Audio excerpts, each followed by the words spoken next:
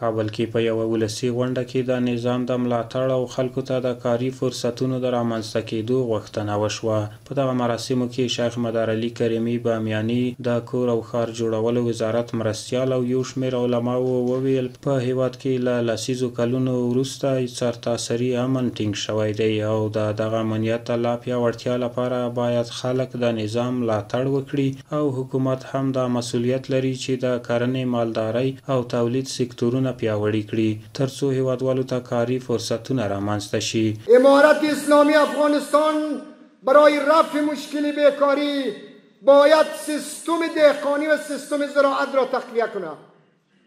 راه تقویهش اول توزیع زمین‌های بکر و بایر، دوم ایجاد بندهای آبگردان، سوم توزیع ماشین‌آلات زراعتی، چهارم توزیع کود کیمیایی.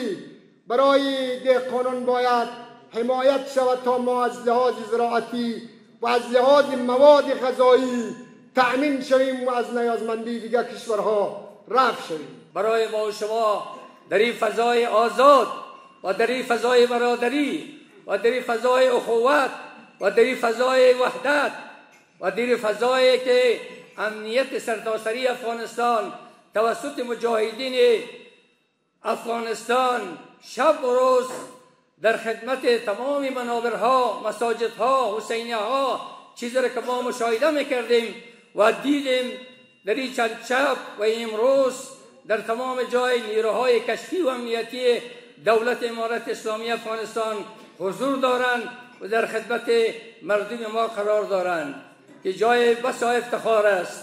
دغه دینی علماو په کابل او کندوز کې د وروستیو رامنځته شویو پیښو غندنه وکړه او ترسره کوونکي د اسلام دښمنان وبلل. دارایی‌های عامه هم دو بخش است. یک بخشی از دارایی‌های عامه بخش مادی است، از قبیل موتر و چوکی و نمیطور چیزایی که با قابل رویت است. اما یک تعداد دارایی‌های عامه اونمو نسل تحصیل یافته وطن ماست، نسلی که سرش از سرمایه های ملی مصرف شدن، اونا تا به کمال رسیدن، متخصص شدن تا فردا برای مردم افغانستان مصدر خدمت شوند و تا بتانن عرضه خدمات مؤثر را بر مردم ارائه بکنن. اما هر کسی که برای این مردم در مقابل این مردم شمشیر میکشن و این مردم را مورد تهاجم قرار میتن، او به یقین که دشمنان مردم افغانستان چی که دشمنان تاریخی مردم ما هست. به خاطری که ملت هدف قرار بده، به خاطری که هرج و مرج ایجاد بکنه، به خاطری که سوی تفاهم‌های قومی را به وجود بیاره، دست به کارا میزنه.